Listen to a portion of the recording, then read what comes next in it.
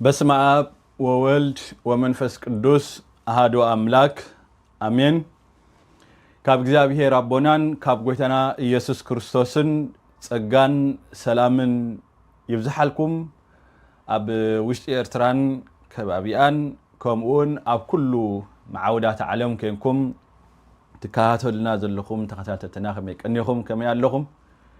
جزابه بمحرته بفقره بلوهاته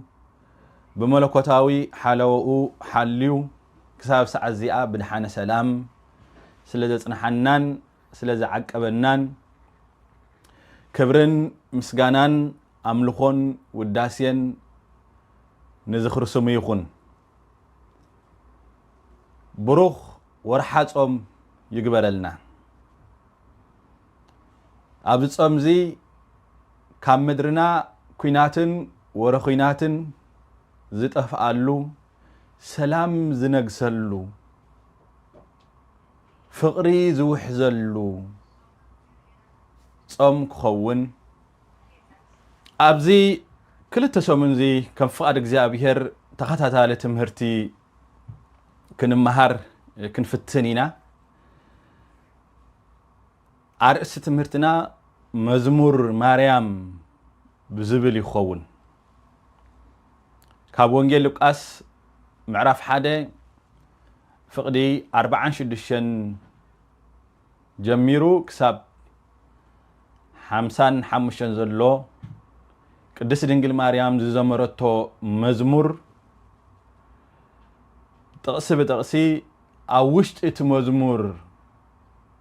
انتاي عينت ملئختي يزلو بزبل كنمهارينا እግዚአብሔር መንፈስ ቅዱስ ንሁላትና በዚህ ትምህርት እዚ በዚህ መዝሙርና ቅድስት ድንግል ማርያም ከባርኸና ናቱ ቅዱስ ፈቃዱ ይኹን በረኸትን ረዲኤትን ቅድስት ቅዱሳን ንጽሕተ ንጽሐን አዴና ቅድስት ድንግል ማርያም ምስኩላትና ይኹን لما አንቲ مأتوي طرحينا خنقبر بزعبات مزمور بتمرتي قدس بيت كريستيان بتمرتي قدسان ابوتات كريينا ابزي تقسي وين ما بتمرتزي نطقسو كله اتي حسابنا ابوتات تحسابنا بيت كريستيان كميا تردو ابوتات كميوم زردو بزبل إنا كريو قطاو تقسينا يتوم أبوتات عين تقامنينات راح اتيناتهم حساب كما يوم زرد قوتهم أبوتات بزبل كنم مهار كنفتهنا እግዚአብሔር ንሁላትና ይርዳአና በድጋሚ ቅዱስጾም ብሩኽጾም ይግበረልና ቅድሚ ናብቲ መእተዊ ምሕላፈይ አቀድመነታ ጥቅሲ ወንጌል ሉቃስ ምዕራፍ 1 ካብ 46 ዘሎ ከም ፍቃድ እግዚአብሔር ከምብቦ ክፍትኒ ጸሎት ምስጋና ማርያም ድማ ከምዚ በለት ነፍሰይ ንእግዚአብሔር ተዕብዮ መንፈሰይ ከአ በአምላኸይ በቲ መድኃኒየይ ባህ ይብሎ وردت باريو ري امو انه خاب حجي كلهم ولدو بصئتي كبلوني يوم ادخلوا زخل عبيت نغرات غير لي مو سمو قدوس يوم محراتون ابتم زفرحو نولد ولدو يوم بقلصم حيل جبره نعبيات حسابات لبهم بتنلهم نطميات ببرخت أصغبهم نهبتامات كا ترائدهم سددهم كمتي نبوتاتنا نأبراهامن نزورون زنوغروم نزل عالم محرتو إنا ذكرين إسرائيل بارياؤو تقبلو مريم كا نسلستو ورحي زأكل مس إلسابيت تقميتا بدحرؤ نابيتا تملست كاب أوريتن نبياتن حنت قال كاب تقدل سماين مدرن كحلف يقلل بلا قويتا يسوس ندك أمزامرتو امبقر كم تقدي مزبالكو أرس تمرتنا مزمور مريم مزمور قدس دنجل مريم بزبل إينا حيزنا هزلنا لما عنتي كم مأتوي كان رئينا مالتي أوشتي تمزمور انتهى إيزولو بزبل كم مأتوي كان رئو كان فتنينا تحستو نايتي مزمور نبلو زلنا مالتي أب ملا قدوس وانجيل بزحات قالات اللو نلبز تنكفو بزحات تأمرات اللو نائمرو زدنقو بزحات مسالتات ون اللو نهيوتنا زمرحو جنا أمونغز كله حدا مزمور الله بيت كريستيان زمانات زمس جنات اللوم نقدسان زحجوس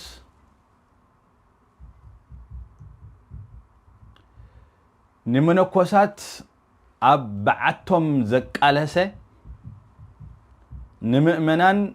أبصلوتهم زسنية أم مزمورهم زسنية مزمور إذا دما مزمور مريم ويدما مزمور دنجل مريم magnificat إيو إذا مزمور زي بسبعاوي سمعت زستفترة كنيه يكونن انتهي دقا بمنفس قدس زتملأ لبي دنجل مريم ويدما كاب بمنفس قدس زفلق منفساوي مزموري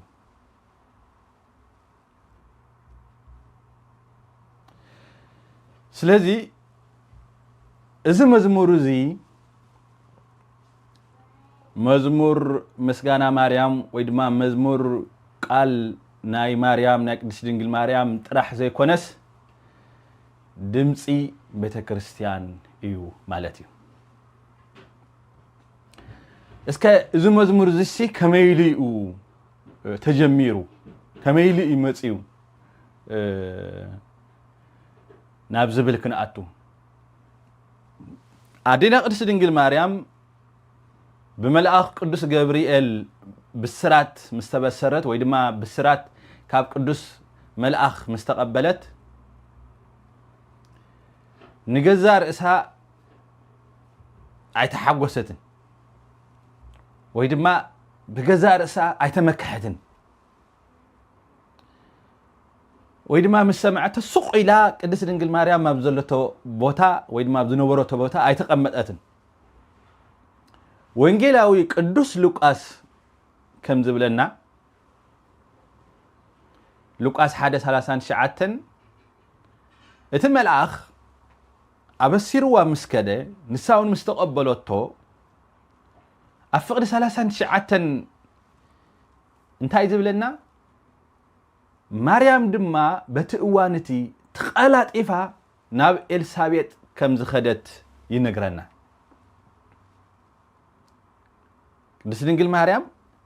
نتبسرات مسمعت تقلاطيفا بقلطف ناب إلسابيت كم زخدت يو زنغرنا ازي اقداس نغري مالتي قدس دنجل مريم صقا املاخ ناب تعبيت هاي مرحان بقى انا تقبلن دي انا صقا توهيبن دي سلاذ كل سبات نبا يمصا ايبلتن كل سبات يغلغلني يبلتن بانصارو نسانا اب اغلغلوت يا امريحه مالتي اتا ودي املاخ سجو قال زتسكمت دنجل نبحانتي شماغله سبيتي كتغلغلا تغعزت ازي عبي تمرتي عبي سبكتيو نرؤس مالت صقا املاح مستقبلك نتوم كالوت كما خذا امسلو خابا خذا عبيون كتغلغل كم زغباك ناب كالوت كيتكا كتكافل كم زغباك كاب قدس دنجل مريم بزعبه كنمهارو نخلينا مالتي ስለዚህ ቅድስት ድንግል ማርያም ናብ ኤልሳቤጥ ከይዳ ማለት እዩ አብ ኤልሳቤጥ ከይዳ ሰላም ንዓኺ ይኹን ኢላ ንኤልሳቤጥ ሰላምታ ኢላታ ናይዘን ክልተ አንስቲ ምርኻብ ናይ ክልቲአን ጥራሕ አይነበረ ናይዘን ክል እዚ ምርኻብ እዚ ቅድስት ድንግል ማርያምን ቅድስት ኤልሳቤጥን ምረኸበንሲ ናይ ክልተ አንስቲ ምርኻብ ጥራሕ አይነበረ ማለት እዩ ልሳን ኤልሳቤጥ ንድንግል ማርያም ባረኻ አመስገና ድንግል ድማ ልሳን ማርያም ልሳን ድንግል ማርያም ድማ ንመን አመስገነ ንእግዚአብሔር አመስገነ አደጎይታይ ናባይ ክትመጪ እዚ ካበይ ኮነለይ እስኺ ካባንስቲ ብርክቲ እኺቲ ካብ እግዚአብሔር ዝተነግረ ከም ዝፍጸም ዘአመንኪ ብጸቲ እኺ ኢላ ንድንግል ማርያም ከም ዘመስገነታ ቅድስት ድንግል ማርያም ድማ ንእግዚአብሔር ዓበየት ንእግዚአብሔር ድማ አመስገነ ስለዚህ እቲ ምርኻብ ናይ ክልቲአን ምርኻብ ናብ መልአኻዊ ምስጋናን አምልኾን ህይወትي ተቀይሩ ማለት ናይ ክልቲአን ኣብዚ ዓሚቕ ሓሳብ ኣሎ ማለት እዩ ሰባት ክራኸቡ ከለው ወይ ድማ ሰባት ክንራኸብ ከለና ብዛዕባ እንታይ እዩ ናትና ረክብ ወይ ድማ ዘረባናስ ብዛዕባ ምንታይ እዩ ዝኸውን ብዛዕባ እንታይ ኢና ንዘራረብ ሰባት ክራኸቡ ከለው ወይ ድማ ክንራኸብ ከለና ብዛዕባ ዓለም ይዛረቡ ብዛዕባ ዓለም ንዛረብ ብዛዕባ ገንዘብ ንዛረብ ብዛዕባ ስራሕ ንዛረብ ብዛዕባ ፖለቲካ ንዛረብ ብዛዕባ ወረ ንዛረብ ወይ ድማ ይዛረቡ ማለት እዩ እዘን ክልተ ቅዱሳት አንስቲ ምስተራኸባ ግና እቲ ዝተሰምዐ ቀዳማይ ድምጺ ምስጋና ነበረ በቃ ምስጋና ነይሩ እታ ቤት ኤልሳቤጥ ቤት ዘካርያስ ናብ ቤት ጸሎት ተቀይራ ናብ ቤተ መቅደስ ተቀይራ እቲ ዝርርብ ናብ ጸሎት ተቀይሩ እቲ ሰላምታ ናብ ትንቢት ተቀይሩ زحقوس كابي مصه زحقوس زغرم ነገር ቅድስት ኤልሳቤጥ ንቅድስት ድንግል ማርያም መስራያታ አትኸንደይ ትጽብቅቲ እኺ አብየት መልከ አብየት ጽባቀ አይበለታን ክንደይ ተባረኽክ እኺ ዝተባረኽክ እኺ ዳበለታ አዶ ጎይታይ لقاس حدا 43 ابزيو ماكل اتمستير مالتي ኤልሳቤጥ نماريام ما يكونت نقدس دنجل ماريام ما يكونت بقدامነት ዘራአየት እቲ አብ ማህፀና ዝነበረ ወይታ ያዝራአየት ቀዳማይ ዝተራአያ ቅድስት ድንግል ማርያም የኮነስ እቲ አብ ማህፀን ቅድስት ድንግል ማርያም ዝነበረ ህፃን ወይ ድማ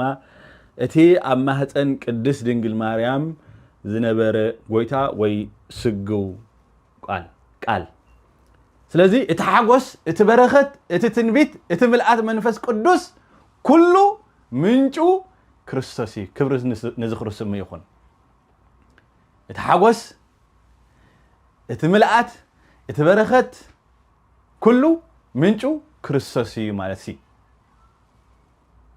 ስለዚህ ቅድስት ድንግል ማርያም ክብሪ ዝተዋህባ ክርስቶስ ስለ ዝጸሮት ወይ ድማ ስለ ዝተሰከመት እዩ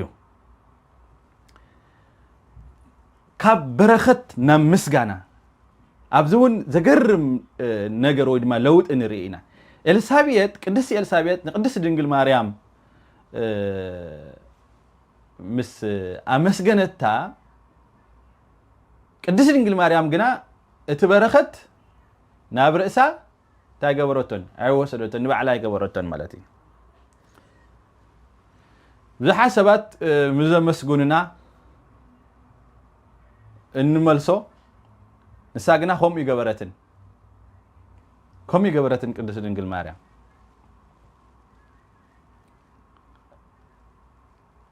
ተአብዮ ነፍስየ ለእግዚአብሔር ነፍሰይ ንእግዚአብሔር ተዕብዮ በለት ወይ ግባአኒ ወስኽ ደኣ ካልእ ቃላት ከ እንተለኪ ኣይበለታን ምስ መፀስ ቅድስት ድንግል ማርያም ድማ ከመይ ገራ ሕሊፋቶ ድንን ኢላ ትምስጋና ተኣምልኾ ኩሉ ትዕብየት ንመን ሂባቶ ንእግዚአብሔር ተአብዮ ነፍስየ ለእግዚአብሔር ነፍሰይ ንእግዚአብሔር ተዕብዮ ኢላ እዚ እዩ ሓቀኛ ትሕትና ሓቀኛ ቅድስና ክብሪ ካብ ሰብ ተቀቢላ ናብ ኣምላኽ ትመልስ ንኣምላኽ ትህብ ቅድስት ድንግል ማርያም ንርእሳ ይዕበየትን ንእግዚአብሔር ኣዕበየት ስለዚ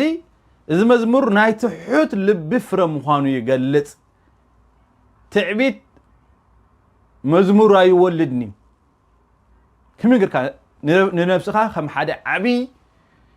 ከም ሓደ ፍሉይ ተሪእኻ ውሽጥኻ ትዕቢት እንድሕር ደኣ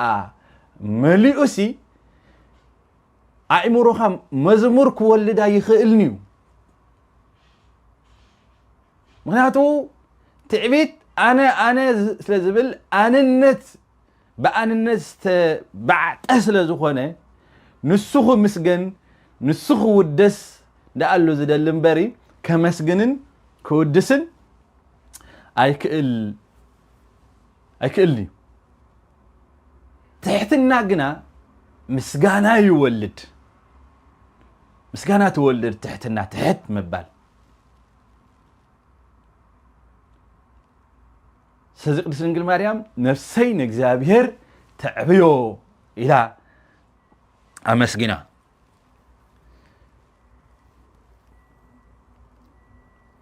ስለዚ ናብዚ ቅዱስ መዝሙር ክንኣቱ ከለና ቃላት ጥራይ ኣይነንብብኒና ኣይንረክብኒና ብመንፈስ ቅዱስ ዝተመልአ ናብ ልቢ ድንግል ማርያም ኢና ንኣቱ بمنفس قدوس استملأ ناب لبي دنجل مريم إنا نأتو اتلبي كما يجيرو نجزي أبيهر كم زمسجنو نمر أي مالتي نابتي بمنفس قدوس استملأ لبي قدس دنجل مريم لبا كما يجيرو بجزي أبيهر نجزي أبيهر كم زمسجنو نمر أينا نأتم بار سلازي بمحرة እግዚአብሔር بጸጋ እግዚአብሔር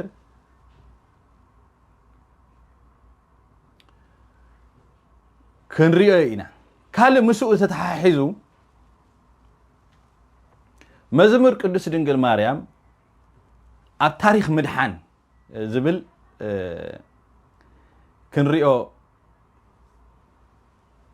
ክንፍትን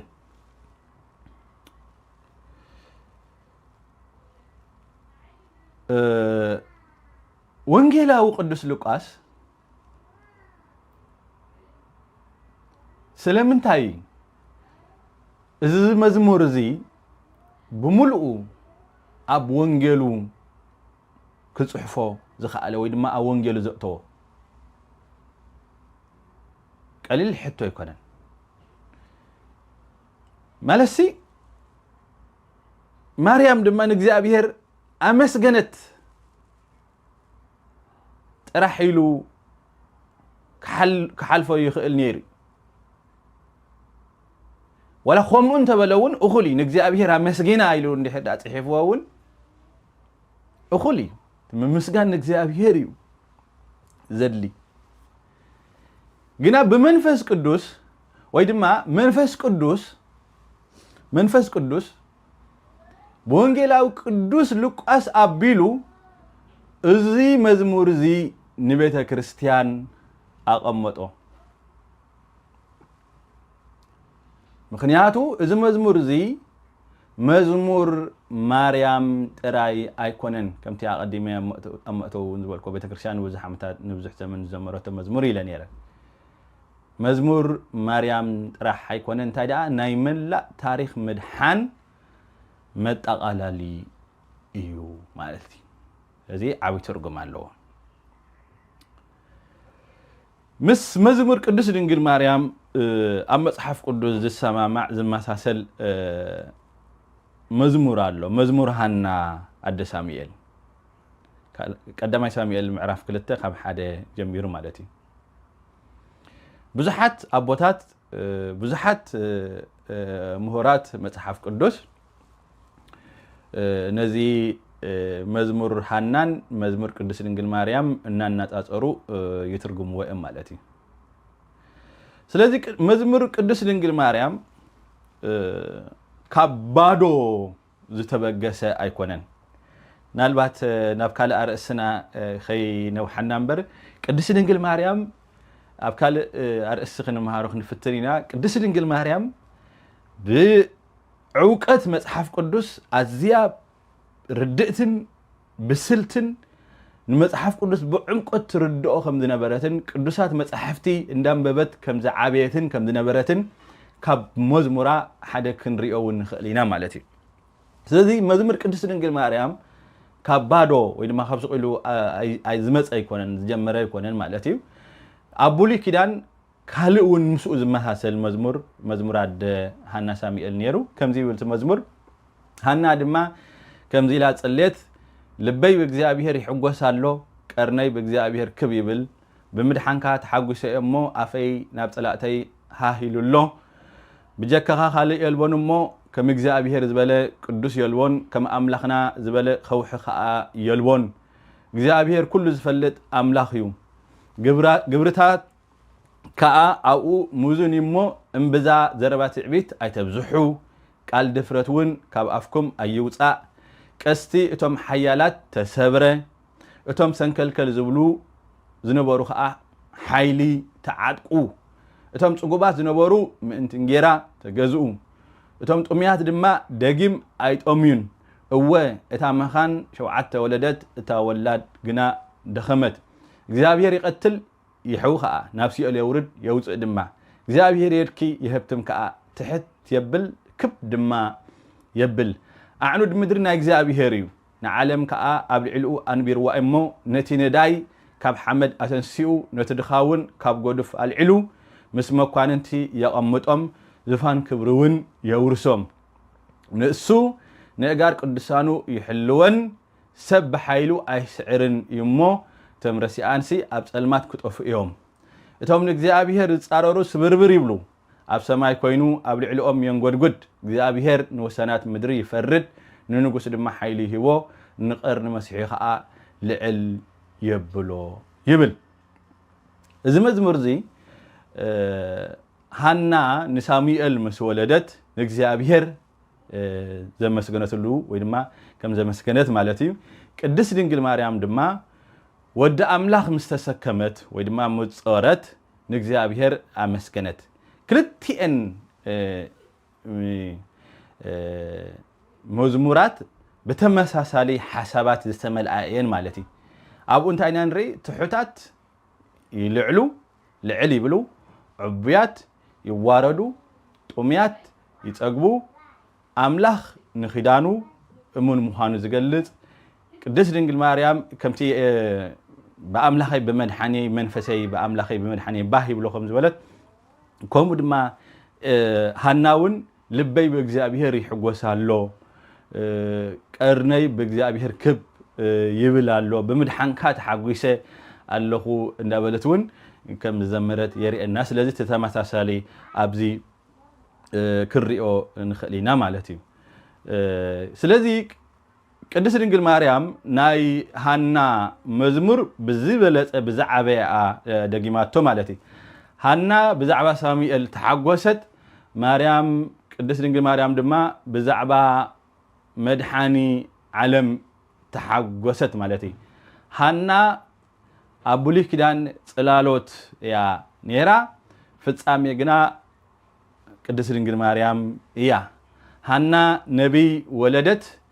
ማርያም ድማ ጎይታ ነቢያት ወለደት ሃና ንህዝቢ እስራኤል ዝመርሕ ሰብ ወለደት ቅድስት ድንግል ማርያም ድማ ንመላእ ዓለም መድሓኒ ዝኾነ ክርስቶስ ወለደት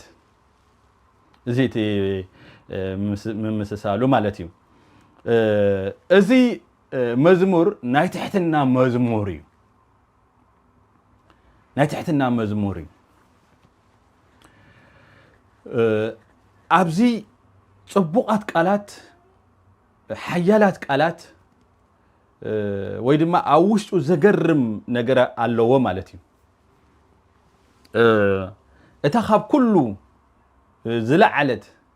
ዝዓበየት ክብሪ ዝተዋህባ ኣደ ኣምላኽ ዝተባህለት ኣደ ጎይታ ዝተባህለት ቅድስት ድንግል ማርያም ዘገርም ነገር እዩ ወላዲት ኣምላኽ ዝተባህለት ወዲ እቲ ልዑል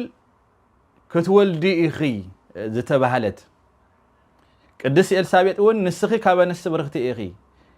ቅዱስ ገብርኤል እውን ንስኺ ምልእቲ ጸጋ ኢኺ ካብ ኣንስቲ ብርኽቲ ኢኺ ዝበላ ቅድስት ኤልሳቤጥ እውን እቲ ካብ እግዚአብሔር ዝተነገረኪ ከም ዝፍጸም ዝኣመንኪ ብርኽቲ ኢኺ ብጽእቲ ኢኺ ካብ ኣንስቲ ፍልይቲ ኢኺ ዝበለታ ቅድስት ድንግል ማርያም ቤተ ክርስቲያንን ወላዲት ኣምላኽ ኢላ እትጽውዓ ልዕሊ ፍጡራን ክብሪ ዘለዋ ቅድስት ድንግል ማርያም ኣብ መዝሙራ ዝገርም ነገር ኣብ መዝሙራ ኣብ ሓንቲ ግዜ እኳ ኣነ ይግባኣኒ እዩ ኣይበለትን ንዓይ ይግባኣኒ እዩ ኣይበለትን ኣነ ቅድስቲ እየ ኣይበለትን ኣነ ተመሪፀ እየ ኣይበለትን ዝገርም ዝገርም ኩልንተነኣ ንእግዚአብሔር ሂባ ኩሉ ክብሪ ንእግዚአብሔር ሂባ ኩሉ ኣምልኾ ንእግዚአብሔር ሂባ ኩሉ ሓሳባ ንእግዚአብሔርን ብእግዚአብሔርን ዝተገዝአ ጥራሕ ነበረት ስለዚህ እቲ እትጠቕሶ መዝሙራ እግዚአብሔር መድሓንየይ እቲ ሓያል ምሕረቱ ቅድስንኡ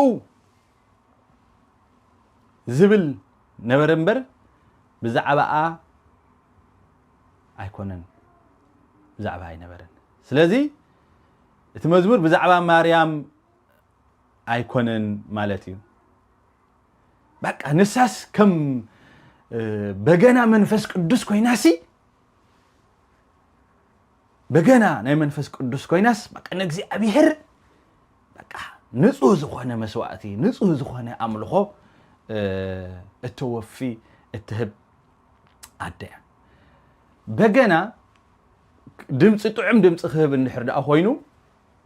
ባዕሊ ኮነን እንታሽሙ ዝገብር ሰብ ክሃርሞ ኣለዎ ማለት እዩ ትበገና ጥዑም ድምፂ ማለት እዩ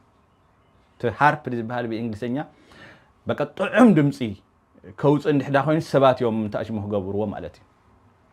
ስለዚ ባዕሉ ንባዕሉ እቲ በገና ድምፂ ኣየውፅእኒ ማለት እዩ ከምኡ ድማ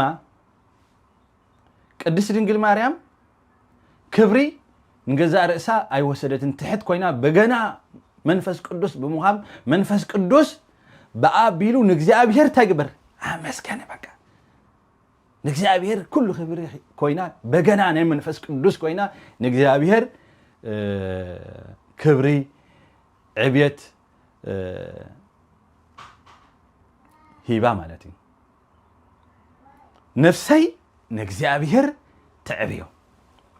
ስለምንታይ ነፍሰይ ኢላ ቅድስት ድንግል ማርያም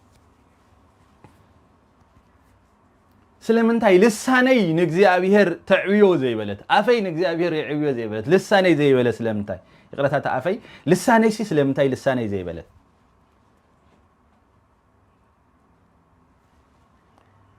ስለምንታይ ነፍሰይ ንእግዚአብሔር ተዕብዮ በለት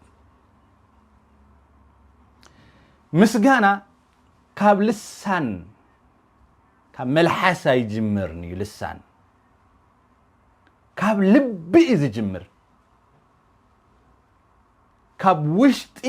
ናብ ደገ ይዝወፅእ ስለዚ ልቢ እንተዘመስጊኑ እቲ ልሳን ዝብሎ ቃል ጥራዩ ዝብል እቲ ካብ ልቢ እንድሕዳእ ኮይኑ እቲ ልቢ እንተመስጊኑ ግና ሓደ ቃል እኳ ኣብ ሰማይ ከም ዕጣን እቲ ልቢ እንተዘመስጊኑ ሲ بقالك أطرح أنت يتبهل هزب زي بخنافرو يملخن خمس ولا مالتي بخنافر كأطرح بل تبلون قال لبخا مسخا زي زمر نحدا خوينو مزمور كا كل انت نخا كاب لبي نحدا زي خوينو مزمور كا قال طرح خوين يسترف عب سماي يدم كم طعم عطان كم طعم عز عطان نسماي اي ديبني مال سلازي ቅድስት ድንግል ማርያም ልሳነይ ከናፍረይ ዘይኮነስ ነፍሰይ ንእግዚአብሔር ተዕብዮ በለት እምበኣር ቅድሚ ናብ ቃላት መዝሙር ድንግል ማርያም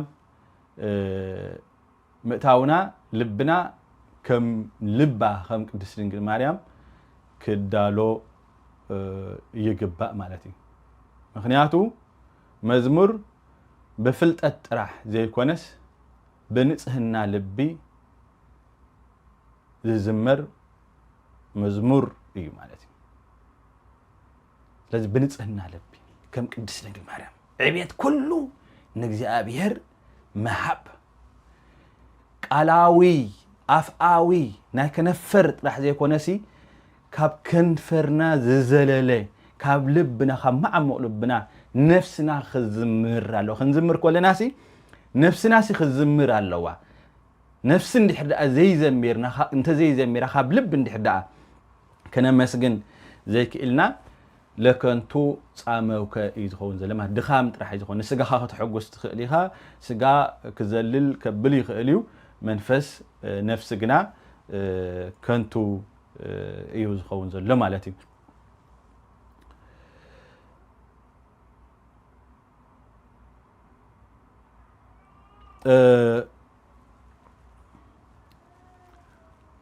كله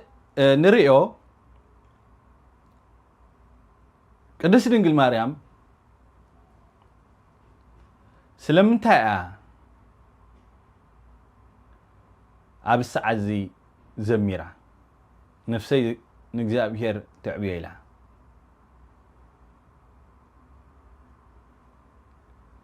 ከም ዝበልና ዛ ማግኒፊካት ከም መዝሙር ናይ ሓዲስ ኪዳን እያ ማለት እዩ ስለዚ ስለምንታይ ቅድስት ድንግል ማርያም ኣብዚ ሰዓት እዚ ዘሚራ ስለምንታይ ኣብ ናዝሬት ዘይዘመረት ኣብ ናዝሬት ኮላ ዘይዘመረት ስለምንታይ መልአክ ገብርኤል መሰበሰራሲ ምስተገልጸላ ዘይዘመረት ስለምንታይ ኣብ ቤት ኤልሳቤጥ ነዚ መዝሙር እዚ ዘሚራቶ ወይ ድማ ስለምንታይ እዚ መዝሙር እዚ ኣብ ቤት ኤልሳቤጥ ዝተሰምዐ እዚ ኣጋጣሚ ዲ ኣጋጣሚ ይኮነ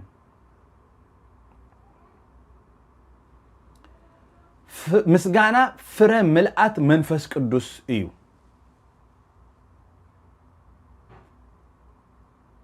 ቅዱስ ሉቃስ በጥንቃቄ ይጽሕፎ መጀመርታ ኤልሳቤጥ በመንፈስ ቅዱስ ተመልአት ይዝብለና ሉቃስ 1:41 ድሕሪኡ ትንቢት ተዛረበት ድሕሪኡ ድንግል ማርያም መዝሙር ዘመረት በድሕሪኡ ዘካርያስውን በመንፈስ ቅዱስ ተመልአ ተነበየ ሉቃስ 1:67 رأي موت سرعت مجمرتا منفس قدس شعو مسغانا شعو تنبيت شعو حاغوس شعو املخو ازي ابيت زكرياس تفصمي مالتي لذي ازي لك ابتا قند بيت كريستيان ዝፍጸሚ ማለት እዩ ኣብ ቀንዲ ቤተ ክርስቲያን ወይ ድማ ኣብቲ ከም ቤተ ክርስቲያን እንፍጽሞ እዩ ስለዚ እቲ ኣብ ቤት ዘካርያስ ዝተፈጸመ እዚ ሕጂ ንሕና እንፍጽሞ ኣብ ቤተ ክርስቲያን ኣቐዲሙ ኣብ ቤት ዘካርያስ ክፍጸም ወይ ድማ ዝተፈጸመ ወይ ድማ ዝጀመረ ህይወት እዩ ማለት እዩ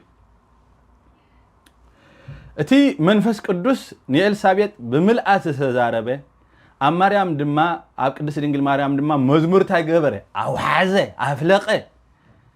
እዚ ድማ እቲ ዝመጽእ ዘሎ ዘመን ሓድስ ኪዳን ኣብ ምስጋናን ጸጋን ከም ዝምስረት የርኢ እዚ እቲ መልእኽቲ እምበር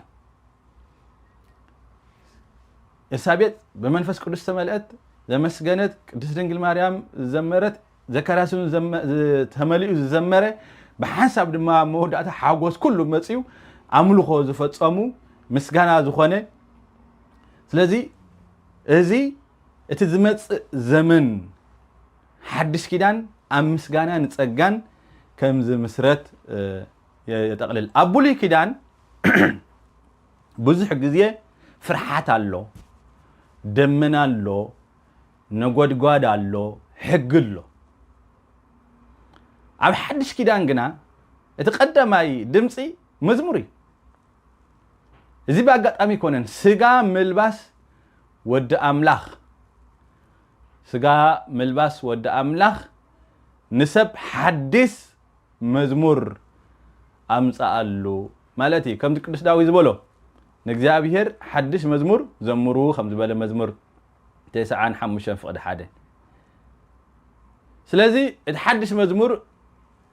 ኣብ ልሳን ቅድስት ድንግል ማርያም ተጀሚሩ ማለት እዩ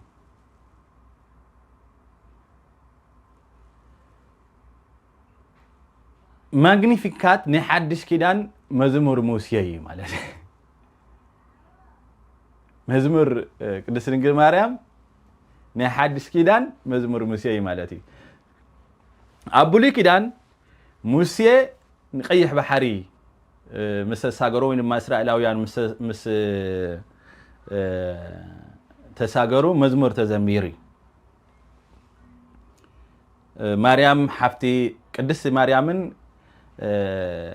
ማርያም ሓፍቲ ሙሴን እውን ይመሳሰላን ማለት እዩ ስለዚህ እስራኤላውያን ባሕሪ ምስ ተሰገሩ መዝሙር ተዘሚሩ መዝሙር ዘሚሩ ዘጸአት ምዕራፍ 15 ማለት እዩ ስለምንታይ ምክንያቱ እስራኤል ካብ ግብጺ ስለዝድሓነ ቅድስት ድንግል ማርያም ድማ ኣብ ሓድሽ ኪዳን መዝሙር ዘመረት ስለምንታይ ምክንያቱ ኩሉ ዓለም ካብ ሓጢአት ክድሕን ስለዝጀመረ ማለት እዩ ሙሴ ብዛዕባ ምድሓን ካብ ፈርዖን ዘመረ ማርያም ድማ ብዛዕባ ምድሓን ካብ ሰይጣን ካብ ግዝኣት ሰይጣን ዘመረት ኩሎም እስራኤላውያን ሙሴ መዝሙር ሙሴ ተባሂሉ ስለጽዋዕ ማለት እዩ ብዛዕባ ምስጋር ቀይሕ ባሕሪ ከም ዘመረ ቅድስት ድንግል ማርያም ድማ ብዛዕባ ስጋ ምልባስ ወዲ ኣምላኽ ብዛዕባ ወዲ ኣምላኽ ስጋ ምልባሱ ዘመረት ስለዚ እቶም ሊቃውንቲ እቶም ኣቦታት ከም ናይ ሓድሽ ኪዳን መዝሙር